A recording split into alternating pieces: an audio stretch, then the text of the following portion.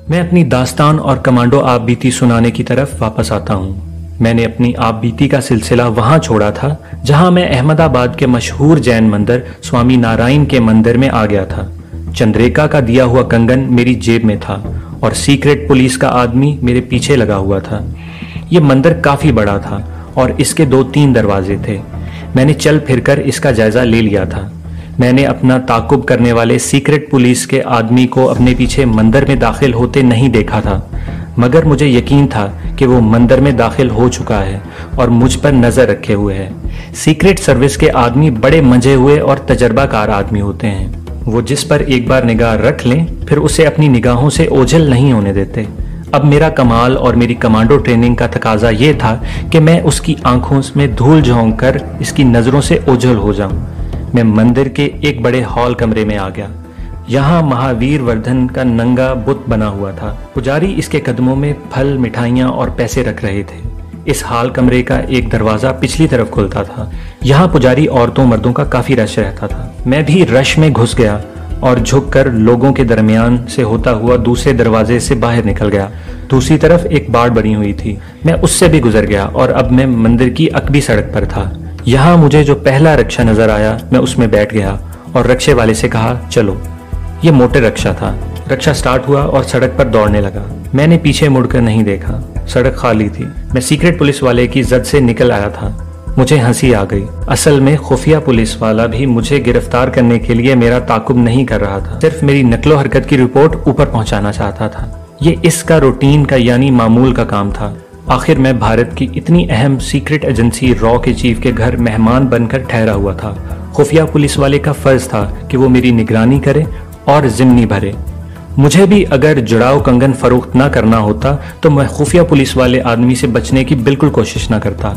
मैं नहीं चाहता था कि वो मुतल्लिका महकमे को ये रिपोर्ट दे कि रॉ के चीफ के यहाँ ठहरा हुआ जैनी भगत सराफा बाजार में कंगन फरोख्त कर रहा था, क्योंकि मुझे यकीन था कि ये रिपोर्ट मीनाक्षी के बाप मिस्टर पांडे को भी मिलेगी। मैं अपने बारे में मिस्टर पांडे को किसी किस्म के शकूक व शुबहात में नहीं डालना चाहता था। मोटर रिक्शा जरा आगे गया तो ड्राइवर ने मुझसे पूछा कि साहब कहाँ जाओगे। मैंने कहा सराफा बाजार ले चलो। इसने कहा यहाँ सराफा बाजार तो कोई नहीं है, ला बाजार है। ला बाजार लिए चलता हूँ। वहाँ सराफों की कुछ दुकानें हैं। अहमदाबाद का ला बाजार हमारे लाहौर के बिल्कुल अनारकली बाजार जैसा है।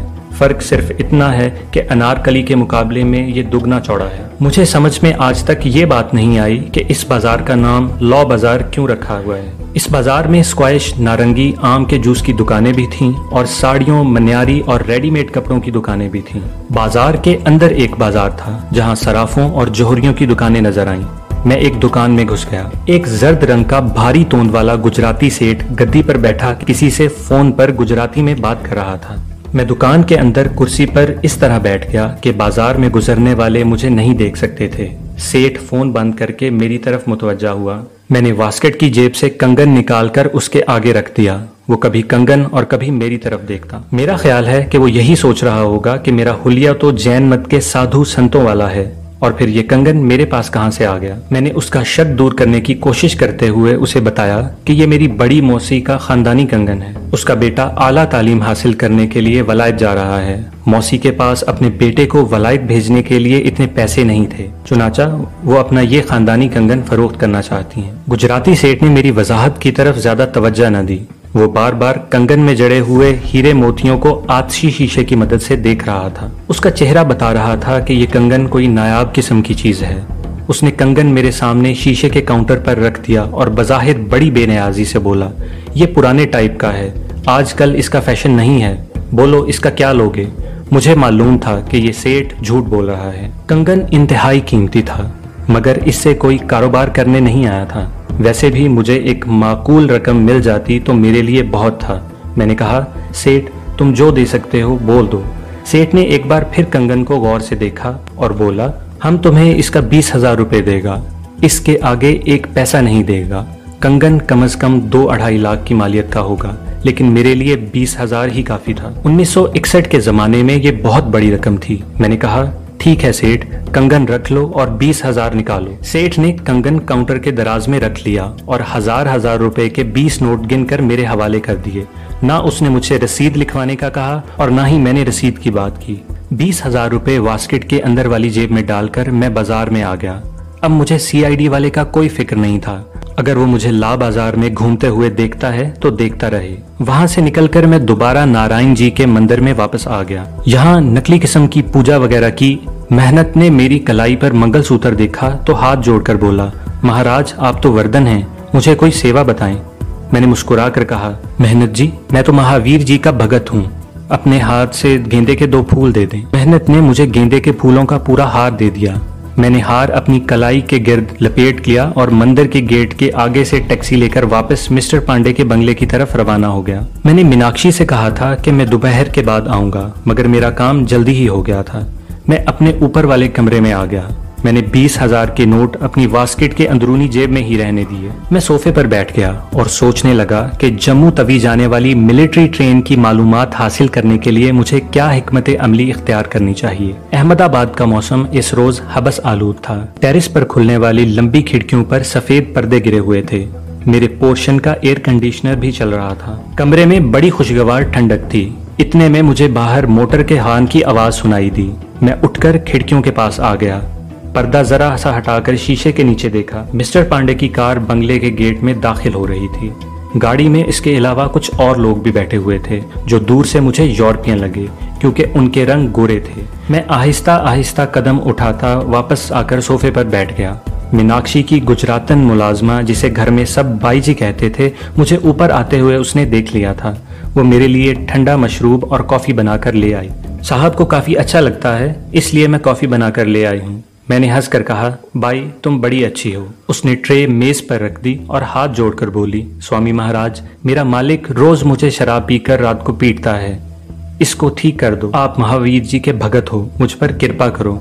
मैंने ठंडे मशरूब के 2 घूंट पीकर कॉफी की प्याली में चम्मच हिलाते हुए कहा, बाई चिंता न करो, हम तुम्हारे लिए जरूर प्रार्थना करेगा, तुम्हारा मालिक तुम्हारा गुलाम बन जाएगा। वो बड़ी खुश हुई। वो चली गई तो मैं सोचने लगा कि ये गोरे यूरोप के किस मुल्क से हो सकते हैं। जरूर मिस्टर पांडे ने इनसे कोई बड़े राज की बातें करनी होंगी जो उन्हें साथ लेकर ऑफिस से बंगले पर आए हैं। इतने में मेरे कमरे के टेलीफोन की घंटी बजी।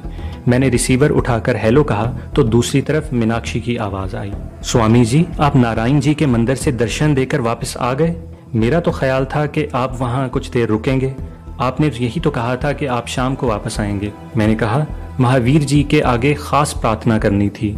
वो करी और वापस आ गया। 1-2 बाजारों की सैर जरूर की है, तुम्हारा अहमदाबाद शहर बहुत खूबसूरत शहर है। वो खुश होकर बोली, मैं आ रही हूँ, आप जाए नहीं। इसने नमस्कार कहकर फोन बंद कर दिया। मीनाक्षी करीब ही किसी जगह से फोन कर रही थी। 10 मिनट भी नहीं गुजरे होंगे कि उसकी कार बंगले में दाखिल हुई। कमरे में आते ही उसने मामूल के मुताबिक मेरे कदम छुए और अदब से मेरे सामने सोफे पर बैठ गई। कहने लगी, मैं चौक वाले शॉपिंग सेंटर में थी। मेरे दिल ने कहा फोन करूं। गुरुजी आ गए होंगे और आप आगे हुए थे। वो हस्बे मामूल मुझे देखकर बेहद खुश हुई थी। कहने लगी, कल रात डांस सेंटर में रीना लेनी देवी आपका पूछ रही थी। कहने लगी, स्वामी जी से कहना मुझे भी दर्शन करवा दिया करें। मैंने बेनियाजी से कहा, उसे कहो महावीर जी की तरफ ध्यान लगाए। इससे पहले कि मीनाक्षी कोई और बात करती, मैंने उससे पूछा कि उसके डैडी अचानक दफ्तर से घर क्यों आ गए हैं, खैरियत तो है ना? वो बोली, जब उन्हें किसी बाहर के आदमियों से कोई खास मीटिंग करनी होती है तो उन्हें घर ले आते हैं। वो सीक्रेट मीटिंग दफ्तर में कभी नहीं करते। मेरे कान खड़े हो गए। मैंने बज़ाहिर बड़ी बेपरवाही से पूछा, क्या कोई खास मेहमान आए हुए हैं? मीनाक्षी ने बड़ी राजदारी से मेरी तरफ झुककर कहा, आपसे तो कोई बात छुपी हुई नहीं है। ये इसराइली यहूदी हैं, दिल्ली में हमारे रक्षा मंत्री के फौजी कंसल्टेंट हैं। महीने में 2-1 बार हमारे डैडी से सीक्रेट मीटिंग करने दिल्ली से अहमदाबाद जरूर आते हैं। मैं मीनाक्षी से मजीद कुछ पूछना चाहता था कि इसने मौजू बदलते हुए आजाना लहजे में कहा, गुरुजी कल से नाव के नीचे वाला उभार फिर से दर्द करने लगा है, मुझ पर कृपा कीजिए, शिवजी भगवान से कहकर मुझे अच्छा कर दें।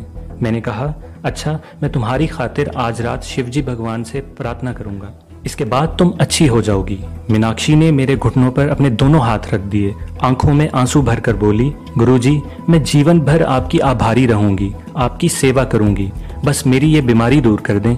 मैंने उसे पूरी तसल्ली दी तो उसे बेहद इत्मीनान हो गया। उसने अपने मुस्तकबिल के बारे में बातें शुरू कर दी कि जब मैं इंडिया की सबसे बड़ी डांसर बन जाऊंगी तो आपको सोने का ताज पहनाऊंगी, आपकी आरती उतारूंगी। मैं हूं हाँ में जवाब देता रहा। असल में मेरा दिमाग कुछ और सोच रहा था। मुझे मालूम था कि इंडियन गवर्नमेंट ने इसराइली हुकूमत के साथ फौजी मशावरती अमूर के सिलसिले में एक खुफिया मुआहदा कर रखा है और इसराइली फौजी माहिरीन भारत में मौजूद हैं और पाकिस्तान के खिलाफ भारत हुकूमत की तखरीबी कार्रवाइयों में पूरी तरह शामिल होते हैं। खास तौर पर कश्मीर के मुहाज पर कश्मीरी मुजाहिदीन की तहरीक आज़ादी के कुचलने के लिए इसराइली कमांडो भी सरगर्म अमल हैं। इसकी एक वजह यह भी थी कि इसराइल भी पाकिस्तान का दुश्मन है और भारत भी पाकिस्तान के वजूद को ख़त्म करने की नापाक कोशिश में लगा हुआ है। ये पाकिस्तान के दो दुश्मनों का गठजोड़ था। मैं ये मालूम करना चाहता था कि नीचे मिस्टर पांडे के पास जो इसराइली फौजी माहिरीन दिल्ली से ख़ास तौर पर आए हैं वो किस मसले पर बातचीत कर रहे हैं। ये मालूम करना इतना आसान नहीं था। इस मामले में मीनाक्षी से कुछ पूछना और उसे अपने एतमाद में लेना मेरे मिशन के लिए एक ख़तरनाक इकदाम हो सकता था। मैं दिल ही दिल में इस नुक्ते पर गौर कर रहा था और मीनाक्षी से इस मामले में फिर कोई बात न की। वो पढ़ी लिखी बाशऊर लड़की थी। उसे ख्याल आ सकता था कि आखिर मैं इसराइली फौजी मुशीरों के बारे में इतना कुरेद कर क्यों पूछ रहा हूँ। मीनाक्षी बराबर अपनी बीमारी और अपने मुस्तकबिल के बारे में बातें किए जा रही थी। फिर उसने घड़ी देखी और बोली, खाने का वक्त हो रहा है। अच्छा हुआ मैं भी आ गई, हम इकट्ठे भोजन करेंगे। खाने के लिए भोजन का लफ्ज मुझे बड़ा जहर लगता था, मगर इस वक्त मैं मीनाक्षी को ये लफ्ज बोलने से मना नहीं कर सकता था। मैं अभी आती हूँ, ये कहकर मीनाक्षी नीचे चले गई। बाहर से कार स्टार्ट होने की आवाज़ सुनाई दी। मैं उठकर खिड़की के पास आ गया। पर्दा जरा सा हटाकर नीचे देखा। मिस्टर पांडे का ड्राइवर गाड़ी में बैठ चुका था। गाड़ी का इंजन स्टार्ट हो गया हुआ था और मिस्टर पांडे अपने इसराइली मेहमानों से गाड़ी के बाहर खड़े हाथ हिलाकर उन्हें रुखसत कर रहे थे।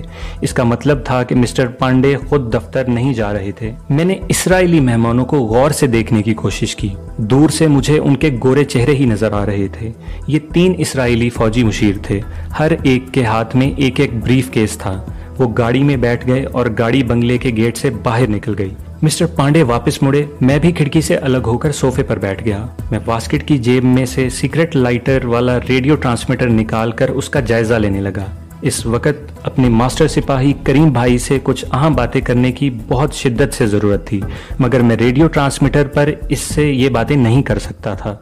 सीढ़ियों पर मीनाक्षी के कदमों की खास आवाज़ आई। वो जिस अंदाज से सीढ़ियाँ चढ़ती थी मैं उससे आशना था।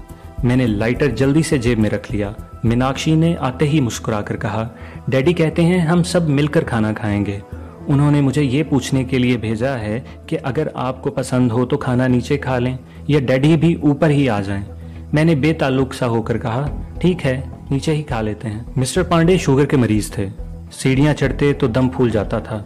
मैं और मीनाक्षी नीचे उतरे तो वो मेरे स्वागत को सीढ़ियों के पास हाथ बांध कर खड़े थे।